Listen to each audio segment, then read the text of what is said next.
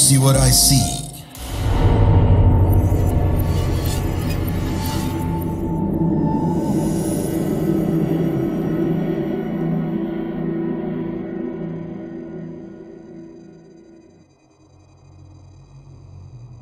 Halo warga Sukawati, gue Robi Purba dan gue adalah korban santet di tahun 2021. Awal mula terjadi sekitar 3 minggu sebelum Ramadan. Ini kejadian semuanya ada di rumah gue yang pertama kali, dimana supir gue dari lantai 3 mendengar suara ledakan yang gue sendiri ngerasa dan tahu suara ledakan itu ada. Itu terjadi di maghrib sekitar jam 18.10. Awalnya gue kira ini hanya sekedar kayak ledakan ya, tapi ngelihat supir sampai lari ke bawah ke kamar gue, nanyain kabar gue dan segala macam, gue rasa kayaknya nggak tahu antara ini ilmunya nyerang gue atau tidak. Jadi latar belakang pertamanya itu, ini kejadiannya sekitar beberapa bulan sebelumnya. Ada mungkin beberapa pihak yang, atau satu pihak lah yang sakit hati sama gue, yang sebenarnya nggak gue niatin untuk menyakiti hati dia, tapi tampaknya agak berkepanjangan ujungnya. Setelah kejadian itu, ledakan itu, dan juga jujur beberapa anak bulu gue mati bersamaan, 4 ekor.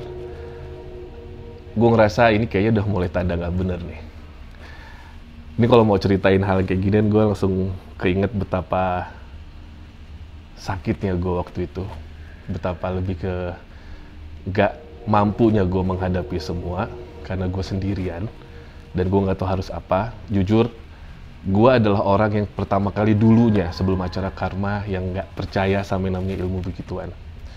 Tapi pas terjadi sama gue baru tahu ternyata memang ada dan terjadi. 3 hari setelah ada ledakan tersebut dan menjelang bulan Ramadan ya, itu gue inget banget, Ramadan 2021 insya Allah. Kaki mulai ngerasain sakitnya minta ampun. Gue dibuat nggak bisa berdiri, tidur ke kanan ke kiri itu kayak dibuat nggak nyaman, tidur telentang nggak nyaman, dan akhirnya gue memaksa untuk beberapa hari tidur berdiri.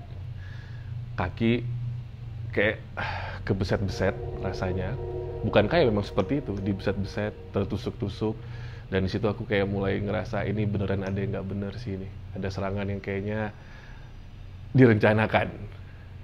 Entah kenapa, beberapa hari setelah aku merasa tersiksa kayak gitu, ada salah satu teman, karena memang aku dulu kegiatan di TV, ada satu program yang memang sering berinteraksi dengan mereka ya, yang mampu lihat paranormal seperti itu. Let's say sebut aja ini namanya Mbah D.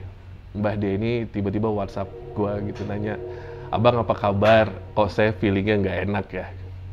Di situ gue langsung fotoin aja keadaan kaki, terus beliau menyampaikan bahwa memang sebenarnya sih aku udah lihat ini akan kejadian sama abang, ada serangan seperti ini, abang dibuat nggak bisa tidur kan.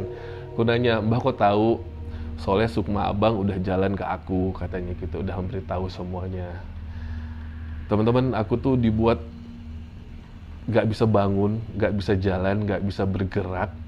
Memang beberapa hari sebelum aku ngerasain ada sakit di kaki aku tahu banget rasanya linglung itu seperti apa, panas seperti apa, nggak betah, bahkan kayak nggak happy untuk menyambut Ramadan waktu itu. Karena memang aku nggak tahu harus gimana, jadi, dan aku bukan orang yang, jujur, aku bukan orang yang konsultasi gitu ya dengan dukun. Jadi ya mau nggak mau untuk kejadian itu aku akhirnya berkonsultasi sama Mbah D ini.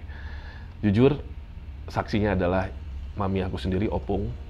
Aku udah panggil beberapa orang untuk urut ke rumah, bahkan juga ada yang mau dibekam lah, dikop segala macam, didoain, kayaknya it did not work, nggak berhasil. Akhirnya aku mengunjungi Mbah D ini. Memang beliau bilang dari awal, tanda-tandanya itu udah ada sebenarnya dari ledakan rumah yang ada di atas kamar aku, dan juga kondisi kucing-kucing aku tiba-tiba 4 ekor meninggal tanpa sebab.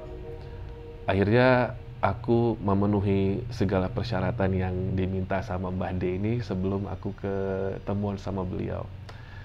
Yang aku ingat, aku disuruh bawa telur, koin, benang, dan juga beberapa jenis bunga waktu itu. Karena memang aku nggak bisa jalan, aku dibuat sebegitu menyiksanya, tersiksanya, sampai aku ingat di salah satu malam kakak-kakak aku bertiga itu main ke kamar aku, seakan mereka udah benar-benar siap melepas aku sih. Itu terjadi di lebaran ketiga. Jadi aku tuh udah tersiksa itu 30 hari Ramadan, lebaran 1, lebaran 2, sampai lebaran ketiga. Aku inget banget puncaknya.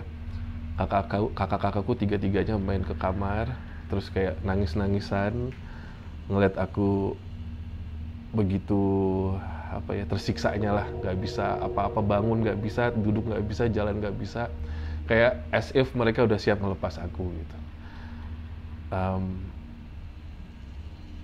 Akhirnya aku karena memang nggak punya jalan lagi, aku penuhi semua syarat dari Mbah D ini dan aku ketemuan di Tangerang, tepatnya itu di BSD, di salah satu rumah orang tua angkat aku, rumahnya Papa Mas Adit. Aku ceritakan aja di sini. Dan pembersihan itu dilakukan sekitar jam 12 malam sampai jam 3 malam.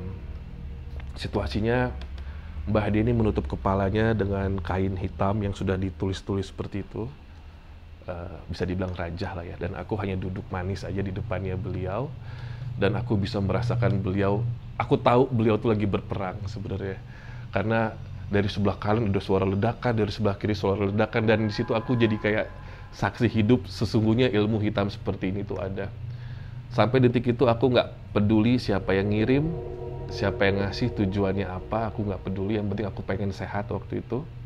Jadi Mbah D ini sudah mulai melakukan ritualnya dengan telur dan benang tadi dan koin tadi. Aku nanya, ini sebenarnya buat apa sih Mbah? Ini tuh buat pertukaran dengan apa yang sudah dikirimkan gitu. Sekitar jam 3 akhirnya aku bilangnya pembersihan ya teman-teman. Akhirnya pembersihan ini selesai. Telur yang aku bawa sendiri itu, aku yang bawa soalnya. Karena ini jadi bukan gimmick, kecuali kalau misalkan sang dukun yang membawa ya. Ini aku sendiri yang membawa. Pas dipecahin sama beliau tuh udah hitam. Terus keluar ada dari dalam telurnya itu ada jarumnya gitu. Aku tanya sama Mbak ini, aku sampai menggigil teman-teman, sampai gemetar. Mbak ini apa sebenarnya yang jarum ini gitu ya. Jadi ternyata yang selama ini dikirim ke aku tuh jarum dan ada besetan siletnya gitu. Aku tanya Mbak ini gimana caranya? Saya aja nggak makan apa-apa, nggak dapat kiriman atau apa-apa. Si Mbah D cuma bilang sama aku, ya ini bisa dari foto abang yang ada di Google, yang ada di online gitu. Jadi serangannya benar-benar diniatkan. Jam 12 sampai jam 3 proses pembersihan ini dengan suara ledakan yang aku dengar sendiri itu dilakukan. Dan jam 3.15 aku ingat banget karena aku sampai kesakitan banget teman-teman. Jam 3.15 selesai. Dengan segala telur yang tadinya aku beli itu menjadi hitam dan ada jarumnya, itu semua dibungkus di dalam plastik dan aku harus pegang gitu. Aku inget banget 3.20 malam tuh aku berdiri dan aku lari-larian di taman rumahnya Papa Mas Adit. Itu kayak aku selebrasi kehidupan aja gitu, dan aku bisa jalan lagi, aku bisa berdiri lagi, aku bisa ketawa lagi, dan kesakitan itu juga berakhir akhirnya. Aku tanya sama Mbah D ini, Mbah kalau misalkan aku terlambat, ini sebenarnya niatnya apa? Dan diceritain kalau aku memang niatnya mau dibuat lumpuh gitu. Singkat cerita, yang mau nyantet Bang Robi ini sebenarnya bukan orang yang punya rasa sakit hati sama aku, tapi ternyata orang tuanya dari orang ini sih. Ya kata Mbah D, diikhlasin, dimaafin. Ya aku karena bukan pendendam ya, cuman kayak kenapa sebegininya mencoba untuk menjatuhkan aku gitu. Aku lanjutin ceritanya. Ketika aku berusaha dan bisa lah untuk jalan dengan normal, sebelum azan subuh kata Mbak Dimas, ini secepatnya dilarungin. Jadi di Tangerang itu susah banget cari kali teman-teman. Jadi mau nggak mau untuk pertama kalinya saya buang sampah di kali ya. Jadi itu sampah yang isinya, plastik yang isinya jarum tadi sama telur tadi, koin sama benang, dan juga ada bunga-bunga tadi tuh akhirnya dilarungkan di kali yang ada di Tangerang sih. Itu adalah bisa dibilang pengalaman terpahit di hidup sih, karena nggak tahu kenapa bisa masuk yang namanya serangan seperti itu. Tapi percaya nggak percaya, apapun yang terjadi di rumah sebelumnya itu memang adalah ciri-ciri dari seseorang yang sedang menerima serangan ilmu hitam. Aku ulangi bahwa suara ledakan, kucing aku yang mati, dan bahkan di rumah juga kemasukan ular. Itu kayak hal-hal yang nggak masuk akal. Dan kamar mandiku pun itu banyak kelabangnya sama kalajengking yang tidak pernah ada sebelumnya. Jadi ilmu santet yang nyerang aku, walaupun katanya sudah dibersihkan dan aku sudah bisa jalan, konon sih katanya beberapa teman yang indigo bilang masih ada energi hitamnya.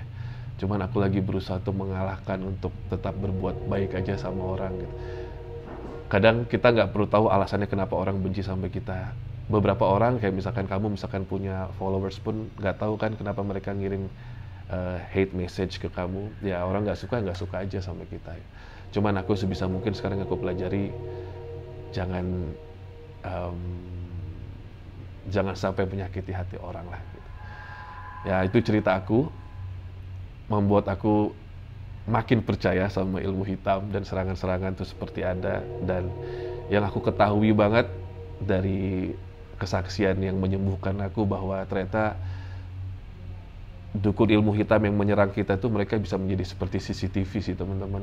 Tahu banget keadaan kalau aku lagi mau kerja aku dibuat sakit, aku mau ada berangkat kerja aku dibuat sakit. Jadi hampir 1 bulan Ramadan di tahun 2021 tuh aku nggak bisa kerja, bangun pun nggak bisa. Dan aku bisa menyaksikan bahwa kakak-kakak aku nangis-nangisan ngeliat aku kesakitan, yang bikin aku merasa bahwa mungkin ini adalah akhir dari hidup aku ya kalau aku nggak berjuang dan nggak berusaha sih waktu itu.